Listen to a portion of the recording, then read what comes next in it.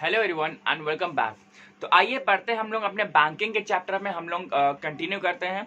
तो आज का टॉपिक है हमारे पास control of credit by Reserve Bank of India. ठीक है, तो कंट्रोल ऑफ क्रेडिट का मतलब क्या है एक्चुअली में, अगर इसको मोटी मोटी सी भाषा में अगर समझने की कोशिश करें तो कंट्रोल ऑफ क्रेडिट का मतलब ये है कि आप सामने वाले को उतना ही उधार पे पैसा दीजिए जितना आपको लॉस ना हो। क्लियर है? अगर हम लोग इसको एक छोटे से एग्जाम्पल में समझे तो मीन्स टू से कि जैसे कि आपको मालूम है कि हमारे बहुत सारे बैंक्स ने आपको नीरव मोदी को लोन दिया था। ठीक है, विजय माल्या को लोन दिया था। ठीक है, आपका जो अनिल अंबानी है उनको लोन दिया गया था। तो अब ये लोग क्या हो गए, ये लोग डिफॉल्टर्स हो गए। क्लियर है? 20,000 25,000 करोड़। ठीक है, मतलब इतना इतना ज्यादा जो ये लोग लोन लेकर के भाग चुके हैं, देश छोड़ के जा चुके हैं। तो उसमें एक्चुअली में लॉस किसका होता है? वो हमारे इंडियन बैंकिंग सिस्टम का होता है। ठीक है, हमारा और आपका होता है। क्लियर है? वो जो 10,000 करोड़ रुपए दिया गया था वो बैंक का नहीं था, वो हमारा पैसा था। ठीक है, शायद कहिए एक रिक्शे वाले ने पैसा सबमिट करवाया, उसने जमा करवाया 500 रुपया डाल करके, और वही 500 रुपया उनको दिया गया तो वो लेकर के भाग गए। ठीक है, तो होता क्या है, ये ऐसे जो लोग होते हैं तो ये लोग अपने ही बैंकिंग सिस्टम को एक खोखला कर देते हैं अंदर से। क्लियर है? तो इसीलिए जो रिजर्व बैंक ने एक लिमिटेशंस लगा के रखी हुई है कि मतलब कि आप एक जो क्रेडिट पे अगर कुछ लोन दे रहे हैं या पैसा दे रहे हैं तो एक आप लिमिट तक ही दीजिए। ठीक है, बियॉन्ड लिमिट मत जाए कि नहीं आपके पास पैसा भी नहीं है और आप दे ही जा रहे हैं करके। क्लियर है ये चीजें? तो इसमें जो आता है आपका एम ऑफ क्रेडिट कंट्रोल। ठीक है, ये देखिए जरा क्या है कि to stabilise the price level in the country. ठीक है, सेकेंडली है the to eliminate violent fluctuations in the production and the employment. ठीक है, जितने भी फ्लक्चुएशंस होते हैं एम्प्लॉयमेंट में या जो प्रोडक्शन में वो ना हो सके। To keep the exchange rate stable. ठीक है, अगर आपका जो बैंकिंग सिस्टम अगर चरमरा गया किसी भी देश का तो उसका जो एक्सचेंज रेट होता है बहुत ही मतलब डिजास्टर्स चेंज आ जाएगा। ठीक है, तो उस कंट्री की जो वैल्यू होती है, जो करेंसी की जो वैल्यू होती है बहुत ही ज्यादा डिवैल्यू हो जाती है, जिससे कि उसको एक्सचेंज करने में बहुत प्रॉब्लम होती है। क्लियर है? उसकी वैल्यू ही खत्म हो जाएगी। To maintain the gold reserves of the country. ठीक है, अब अगर कंट्री के पास पैसा ही नहीं होगा, इसका मतलब क्या है कि उसके पास गोल्ड का जो रिजर्व्स है आरबीआई के पास वो नहीं है, क्योंकि उस जितना वो पैसा उतना ही छापते जिनका उनके पास गोल्ड रिजर्व होता है। ठीक है, अब अगर पैसा नहीं हुआ तो कंट्री को अपना जो गोल्ड है वो किसी दूसरी कंट्री के पास गिरवी रखना पड़ेगा। ठीक है, तो ये हमारे बैंकिंग सिस्टम के लिए एक बहुत ही शर्मिंदगी वाली बात है। क्लियर है? To keep the rate of growth in business activities normal and study. ठीक है, जिससे कि अगर हमारा क्रेडिट अगर ठीक ठाक रहेगा तो हमारा जो बिजनेस एक्टिविटी या जितने भी लोग काम कर रहे हैं अपने ऑर्गेनाइज सेक्टर से तो वो आपका बिल्कुल नॉर्मल रहे। इस क्रेडिट कंट्रोल को देखने के लिए जो आरबीआई जो होता है इंडिविजुअली हर एक बैंक का ऑडिट करता है। क्लियर है? तो मतलब ये देखा जाता है कि इस बैंक ने कितना लोन दिया है या कितना मतलब इसके पास पैसा है, कितना पैसा नहीं है। और अगर किसी भी बैंक की हम लोग बात करें, चाहे SBI, PNB, Kotak, HDFC, axis bank, ICICI, IDBI, कोई भी बैंक आप ले लीजिए, कोई भी बैंक का अगर क्रेडिट बहुत ज़्यादा होता है तो उन बैंक को नोटिस देता है आरबीआई कि प्लीज़ अपनी जो बुक्स है आप उसको ठीक करिए। ठीक है, वरना होता क्या है कि अल्टीमेटली टेक ओवर तो आरबीआई को करना है, तो आरबीआई को और बैंकिंग सिस्टम को प्रॉब्लम ना हो, इस वजह से उनकी जो क्रेडिट होती है उस पर हम लोग क्या आरबीआई जो होता है वो लिमिट लगाता है। So coming to the point the methods of the credit control. ठीक है, तो अब इसमें जो हमारा पहला पॉइंट है that is the open market operations. Clear है? तो अब आप इसको इस तरह समझ सकते हैं, जो purchasing and sale taken by the central bank. ठीक है, आप किसका परचेज और सेल करता है वो हमेशा गवर्नमेंट सिक्योरिटीज का हो जाएगा या फॉरेन एक्सचेंज वगैरह का हो जाएगा। क्लियर है? तो गवर्नमेंट सिक्योरिटीज का जब वो परचेजिंग एंड सेलिंग करता है, क्लियर है, तो इसको हम लोग क्या बोलते हैं? Open market. कि भैया मार्केट आपका ओपन है, आप इसमें चाहे खरीद सकते हैं और चाहे इसको बेच भी सकते हैं सिक्योरिटीज को।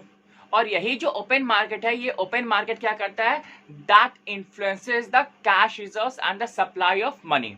क्लियर है? तो इसको ये डायरेक्टली अफेक्ट करता है, जितना भी जो आपको सप्लाई ऑफ मनी जो मार्केट में चल रहा है वो क्या करता है? उसको डायरेक्टली पे वो अफेक्ट करता है। क्लियर है? अब इसको आपकी जैसे बुक में एग्जांपल दिया उससे समझते हैं कि सिंपली आप ये देखिए कि अगर आप आरबीआई है, ठीक है, जैसे मान लीजिए आरबीआई है, अब आरबीआई ने अपनी कोई जो सिक्योरिटी वो सेल पे लगाई है, ठीक है, या किसी भी बैंक की जो सिक्योरिटी है वो उसने सेल पे लगाई है, तो अब सेल मतलब क्या है कि आपको पैसा मिलेगा, भाई मैं आरबीआई हूँ, मैंने कोई चीज सेल पे लगाई तो मुझे पैसा मिलेगा, तो मैं मार्केट से पैसा कलेक्ट कर रहा हूँ ना, ठीक है, मुझको पैसा मिल रहा है। तो हुआ क्या, वहां पे मार्केट जो सप्लाई है मनी की वो आपकी कम हो गई, और उस बैंक का जो कैश रिजर्व था वो भी उसका कम हो गया, ठीक है। वो अब उसका जो क्रेडिट हो गया वो कैसा हो जाएगा, वो कम हो जाएगा, ठीक है।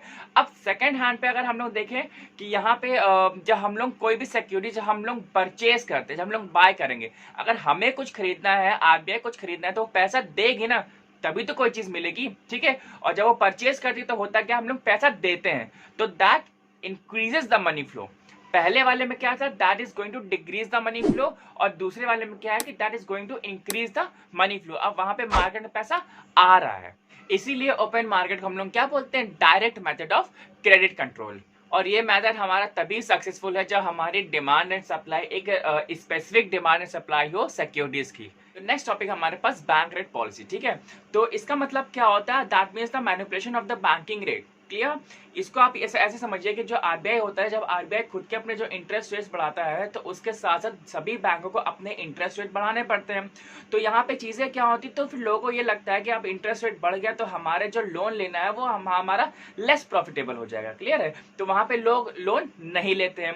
जब आरबीआई अपना लोन का जो रेट है या जो इंटरेस्ट रेट है वो कम करता है, तो सब्सिक्वेंटली जितने भी बैंक होते हैं वो भी क्या करते हैं, अपना रेट जो होता है वो कम कर देते हैं आरओआई का, ठीक है। तो जैसे ही रेट कम होता है तो लोगों को लगता है कि हाँ यहाँ पे अब ले लेना चाहिए, जिससे कि हमारा जो रेट ऑफ इंटरेस्ट है वो कम है, जिससे कि वो अपनी जो जितना भी जो कैपिटल का जो यूज है वो अपने हिसाब से वो लोग कर सकते हैं, क्लियर है। तो वहां पे ये आरबीआई के ऊपर ही डिपेंड होता है कि अगर वो अपने चार्जेस बढ़ाएंगे या रेट ऑफ इंटरेस्ट बढ़ाएगा तो बैंक भी अपने बढ़ा देंगे, और अगर वो रिड्यूस करता है तो बैंक भी रिड्यूस करता है। नेक्स्ट टॉपिक हमारे पास रिजर्व रिक्वायरमेंट्स, ठीक है। अब रिजर्व रिक्वायरमेंट्स क्या होता है, हमारे ये रिजर्व्स दो टाइप के होते हैं। पहला है आपका cash reserve ratio and second है आपका स्टैट्यूटरी लिक्विडिटी रेशियो, क्लियर है। तो अब देखते हैं हम लोग पहला सीआरआर कैश रिजर्व रेशियो क्या होता है। तो सिंपल यहाँ पे ये लिखा हुआ है कि it means that portion of the total deposit of a commercial bank which it has to keep with the Reserve Bank of India, ठीक है। सच एज आप मान लीजिए कि आपने बैंक में 1 लाख रुपए जमा कराया हुआ है, ठीक है। अब 1 लाख रुपए पे तो ये एप्लीकेबल होता नहीं, लेकिन एक मोटा मोटा एग्जाम्पल लेते हैं जिससे आपको अच्छे से समझ में आ जाए। आपने 1 लाख रुपए जमा कराया, ठीक है। तो आरबीआई क्या कहता है कि उस 1 लाख का 4%, 1 लाख का 4% कितना हुआ आपका 4000 रुपीज। तो 4000 रुपीज जो है वो आप आरबीआई में सेव करवाएंगे, ठीक है, जिसको कहते हैं डिपॉजिट करवाना, ठीक है। तो आप उस आपको 1 लाख में कितना बच गया आपके पास 96,000, क्योंकि आप 4% किसने ले लिया, आरबीआई ने ले लिया, ठीक। तो यहाँ पे ये आता है कि इसको हम लोग बोलते हैं सीआरआर, क्लियर है। ध्यान रखिएगा कि it means that portion of total deposit of a commercial bank which it has to keep with the Reserve Bank of India in the form of a cash reserve, ठीक है। 4% वहां पे RBI के पास गया। नेक्स्ट आता है SLR statutory liquidity ratio, ठीक है। इसमें क्या कह रहा है कि it means that portion of the total deposit of a commercial bank which it has to keep with the itself in the form of a cash reserve, ठीक है। तो अब यहाँ पे क्या क्या आरबीआई ने पहले सीआरआर में ये कहा कि आपको उस जो अमाउंट जो है आपके पास उसका 4% मतलब कि 4,000 रुपए आपको मेरे पास सबमिट करना है, और अब जो 96,000 बचा हुआ है अब उसमें से आपने 19.5%, दैट मीन्स कि 19.5% वो जो रिजर्व है वो आपको अपने पास रिजर्व रखना है, ठीक है। तो वो जो बैंक अपने पास रिजर्व रखेगा तो उस पैसे को वो क्रेडिट पे नहीं दे पाएगा। मेक श्योर 4% आरबीआई के पास एंड 19.5% जो होगा उस 96 का वो किसके पास जाएगा, वो बैंक खुद के पास रिजर्व रखेगा, क्लियर है। तो अब कुल मिला के अराउंड फिगर क्या बन जाएगा आपका 99 समथिंग कुछ 76 कुछ बन जाएगा, ठीक है। 75-76% कुछ बनेगा। तो अब जो बैंक जो है जितना अब लोन कितने पे दे पाएगा वो उस 76% पे जितना अब उसके पास फाइनल अमाउंट बचा है उसको वो लोन दे पाएगा, क्लियर है। तो यहाँ पे ये जो बैंक जो आरबीआई होता है उसने ये जितने भी जो रूल्स एंड रेगुलेशन जो ये रिजर्व की पॉलिसी क्यों रखी है, तो सिंपल होता क्या है उसने क्रेडिट आप कम दें इसलिए उसने पॉलिसीज रखी हैं। और यहाँ पे जो एसएलआर है जो बैंक अपना 19.5% उसने जो रिजर्व करके रखा हुआ था वो भी आरबीआई ये कहता है कि आप उसको आइडियल रखेंगे या आप उसको वो लिक्विडिटी की रेशियो में रखेंगे, है ना पॉइंट आपका स्टैट्यूटरी लिक्विडिटी रेशियो। तो इसका मतलब क्या है, चाहे आप उसको अपने कैश के रूप में रख सकते हैं या फिर किसी भी स्टेट की सिक्योरिटीज या फिर जो सेंट्रल गवर्नमेंट की जो सिक्योरिटीज है उसको आप परचेज कर लीजिए, क्लियर है। तो यहाँ पे that was the clear difference between the CRR and SLR। Next topic है हमारे पास सेलेक्टिव क्रेडिट कंट्रोल्स। ठीक है, इसमें क्रेडिट कंट्रोल्स क्या क्या है। पहला टॉपिक हमारे पास क्रेडिट राशनिंग। ठीक है, क्रेडिट राशनिंग में क्या होता है, in this point the central bank that is the RBI used to put the limit on the amount of credit on the commercial bank. जितने भी जो कमर्शियल बैंक होते हैं उनके ऊपर वो एक लिमिट सेटअप कर देते हैं कि आप इसके बियॉन्ड नहीं क्रेडिट दे सकते। क्लियर है, किसी को लोन वगैरह नहीं दे सकते।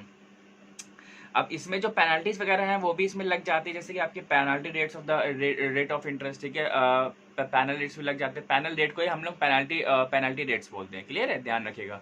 तो पैनल रेट्स वगैरह लगती है। और इसमें होता क्या है, एक आपने सुना होगा रेपो रेट, बैंक रेट अलग होता है। बैंक रेट अभी हम लोगों ने डिस्कस किया हुआ है। फिर इसके बाद आता है रेपो रेट। तो रेपो रेट में जब पेनल्टी लगती है तो उसमें सिंपली क्या होता है, जो बैंकिंग सेक्टर अगर किसी RBI का कोई भी नियम का जब कोई भी कहते हैं ना कि नियम उल्लंघन करते हैं सिंपल हिंदी में, तो वो क्या करता है, उसका जो पेनल्टी होता है, जो रेपो रेट होता है, रेपो रेट प्लस 3% का चार्ज पड़ता है उनके ऊपर पर डे का, कमर्शियल बैंक्स के ऊपर। और अगर ये एक दिन का है, ठीक है, रेपो रेट प्लस जो बैंक रेट प्लस 3% जो आप होता है वो आपका एक दिन का चार्ज पड़ता है एज अ फाइन। और अगर एक दिन से ज्यादा हो जाता है तो बैंक रेट प्लस 5% इंटरेस्ट। ठीक है, तो वो दोनों का मिलकर फिर सब्सिक्वेंट डेज में, मान लीजिए कि अगर बैंक ने किसी एक दिन का डिफॉल्ट किया तो उसके ऊपर हो जाएगा बैंक रेट प्लस 3% चार्ज। और अगर मान लीजिए 3-4 दिन किया तो 3-4 दिन फिर उसके बाद आपका पड़ेगा बैंक रेट प्लस 5%। क्लियर है। नेक्स्ट पॉइंट है आपके पास मॉरल सॉल्यूशंस। ये क्या है, the central bank request and persuade the commercial bank is not to grant credit for non essential and the speculative activities. ठीक है, वो ये सोचते हैं कि अगर कोई जरूरी काम नहीं है, जो नॉन एसेंशियल चीजों में आप प्लीज लोन मत दीजिए, क्रेडिट मत दीजिए। And commercial banks honor the moral pressure of the central bank because it is the symbol of the financial sovereignty। ठीक है, एक्चुअली मैं बोल कोई भी जो कमर्शियल बैंक होगा, नॉर्मल सी बात है कि वो अपने नेशनल बैंक की तो बात मानेगा। क्यों, सॉरी, सेंट्रल बैंक की सिंपल से वो होता क्या है, एक हाईएस्ट अथॉरिटी होता है। ठीक है, आप अपने घर पे अपने पिताजी से आप मुंह नहीं चला सकते। क्लियर है।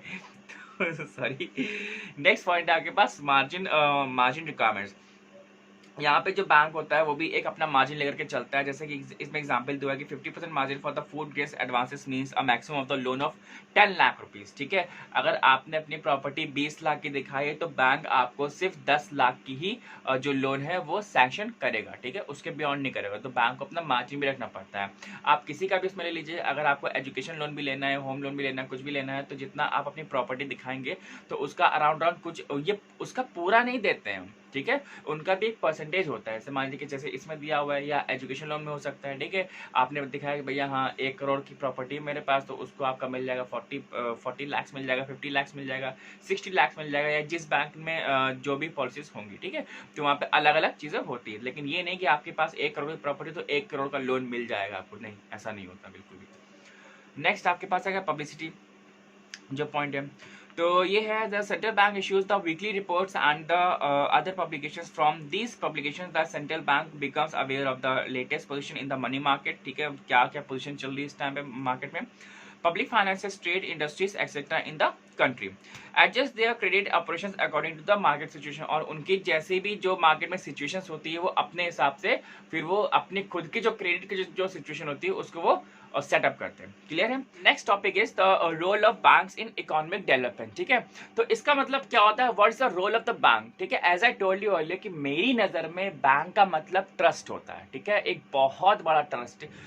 इस वजह से ट्रस्ट होता है क्योंकि हमें ट्रस्ट है तभी ना तो हम अपने SBI में पैसा डाल रहे हैं, तभी ना तो हम कोटक में पैसा डाल रहे हैं। ठीक है, तो हम लोग अपना जो हार्ड अर्न मनी होता है वो हम लोग एक किसी इंस्टीट्यूशन में हम लोग जमा करने जा रहे हैं। That is our saving of the life time.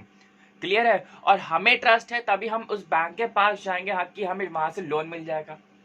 Clear है, तो ट्रस्ट जो है हमेशा हर एक तरफ से बैंक के ऊपर होता है कि भैया हमारे पास पैसा है तो हम बैंक में जमा करेंगे, और अगर हमें पैसे की रिक्वायरमेंट है तो हम बैंक के पास जाएंगे तो बैंक से तो हमें पैसा मिल ही जाएगा। क्लियर है, तो इसीलिए हम लोग बैंक को क्या बोलते हैं, एक लाइफलाइन होती है। वो एक उस नेशन की, उस एक कंट्री की, किसी भी कोई भी जो कंट्री आपके दिमाग में आ रही है आप उसकी बात कर लीजिए, वो जो कंट्री होती है उसकी लाइफलाइन क्या होती है, एक बैंकिंग सेक्टर होता है। ठीक है, जिसमें जो जब क्रेडिट पे जब वो सामान देता है या जो क्रेडिट पे जब वो पैसे देता है तो वहां पे क्या होता है, तब हमारी जो इकोनॉमी होती है वो एक बूस्टअप होती है, फिर वो चलती है।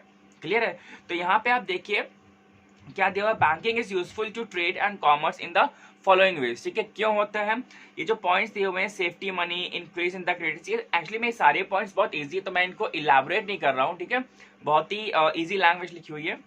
तो पहला है इसका safety of money, increase in credit, savings जो हम लोग करते हैं, जो नॉर्मल स्टूडेंट्स भी करते हैं और बड़े लोग भी करते हैं, उसको हम लोग सेविंग अकाउंट बोलते हैं, ठीक है।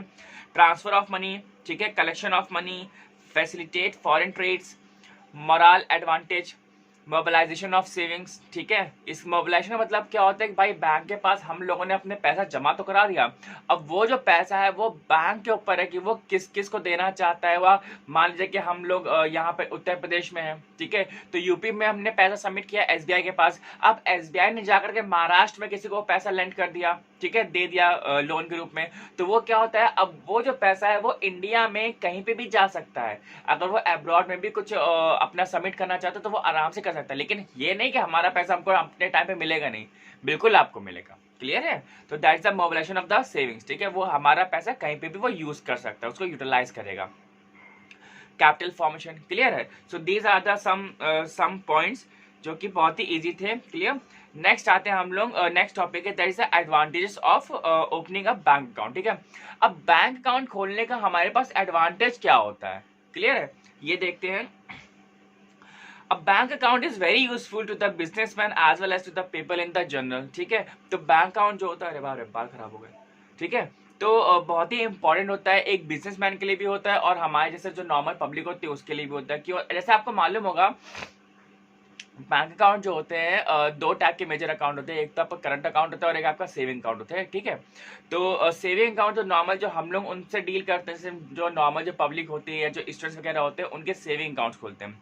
करंट अकाउंट किसका होता है? वो आपके बिजनेसमैन जो होते हैं उनका करंट अकाउंट होता है, क्लियर है। तो अब इसके एडवांटेज क्या है ये देखिए। A person can keep his saving safe and risk free through a bank account, as I told you. A bank account encourages thrift and the habit of the savings, ठीक है। तो आपकी जो सेविंग्स होती रहे उसको बैंक क्या करता है, वो उसको और एनकरेज करता है, उसको और प्रमोट करता है, ठीक है, कि आप प्लीज हमारे पास दीजिए या हमारे पास सबमिट करवाइए, तभी ना तो बैंक आपको इंटरेस्ट देता है ईयरली, ठीक है, पर एनम वो आपको इंटरेस्ट देगा 5%, 6%, 7%, जो भी उस बैंक का जो होता है वो देगा, क्लियर है। Payment of cheques, draft and bills can be collected easily, बहुत आसान होता है। The account holder can easily collect dividend and interest on his securities by giving standing instructions to the bank, clear है। तो ये जो सारे जो बेनिफिट्स वगैरह होते हैं वो हमको बैंक अकाउंट खुलवाने के लिए मिलते हैं, क्लियर है। अब ये हमारा टॉपिक आता है that is the internet banking, ठीक है, ये बहुत इंपॉर्टेंट है, ठीक है। इंटरनेट बैंकिंग क्या होता है? लिटरली अगर हम लोग ये देखें कि हम लोग जो बैंकिंग जितना भी अभी हम लोगों ने पढ़ा वो हमारा क्या था, वो अगर हम लोग किसी हेड ब्रांच में जा करें या फिर किसी उसकी जो लोकल ब्रांच है उसमें जा करें आराम से हो जाएगा, ठीक है। यहाँ पे जो बैंकिंग कर रहे हैं हम लोग इंटरनेट पे, that is over the internet, ठीक है। घर बैठे काम चल जा रहा है, ऑफिस में बैठे हैं तो वहां पे काम चल जा रहा है, ठीक है, तो वहां पे ही काम हो जा रहा है। अगर हमें मान लीजिए कि किसी को पैसा भेजना है तो हमें बैंक के ब्रांच जाने की जरूरत नहीं है, हम लोग अपने घर पे बैठ करके पैसे भेज सकते हैं, क्लियर है। तो इसी को बोलते हैं हम लोग इंटरनेट बैंकिंग, क्लियर, जो बैंकिंग को बहुत ही कन्वीनियंट बनाता है, क्लियर है। जैसे कि आप देख रहे होंगे कि बहुत सारे जो एप्लीकेशंस भी अब तो बैंक जो किस पे आ गए, वो सीबीएस बैंकिंग में आ गया, ठीक है। तो सीबीएस का मतलब होता है core banking system, that means कि जो बैंक होता है वो आप किसी भी ब्रांच में पैसा डाल सकते हैं और इंडिया के किसी भी ब्रांच से उससे पैसा निकाल सकते हैं, ठीक है। अगर मान लीजिए कि हम लोग यूपी में, मान लीजिए कि लखनऊ में हम लोग, ठीक है, तो लखनऊ के मैंने कोटक में पैसा डाला, ठीक है, अब मैं पहुंच गया हूं मुंबई, तो मुंबई के कोटक में जाऊंगा तो मुंबई के कोटक से मैं पैसा निकाल भी सकता हूं और डाल भी सकता हूं, बस आपका अकाउंट उस बैंक में होना चाहिए, क्लियर है। So that is the internet banking. आप लोग अपने घर पे बिजली का बिल जमा कर सकते हैं, रिचार्ज कर सकते हैं, ठीक है, या कोई भी अगर आप लोग ऑनलाइन शॉपिंग कर रहे हैं तो उसमें कर सकते हैं, किसी को पैसे ट्रांसफर कर सकते हैं, किसी से पैसे मंगवा सकते हैं, तो जितना भी कुछ आपका जो बैंकिंग जो सिनेरियो है आप वो कर रहे हैं बट ओवर द इंटरनेट, ठीक है, तो इसलिए उसको कहते हैं इंटरनेट बैंकिंग, क्लियर है। तो बस आज के लिए इतने ही रखते हैं, ठीक है, वीडियो अच्छी लगे तो लाइक मारना, ठीक है, और बस आज के लिए इतने, मिलते हैं नेक्स्ट वीडियो में, till then bye bye and thank you very much.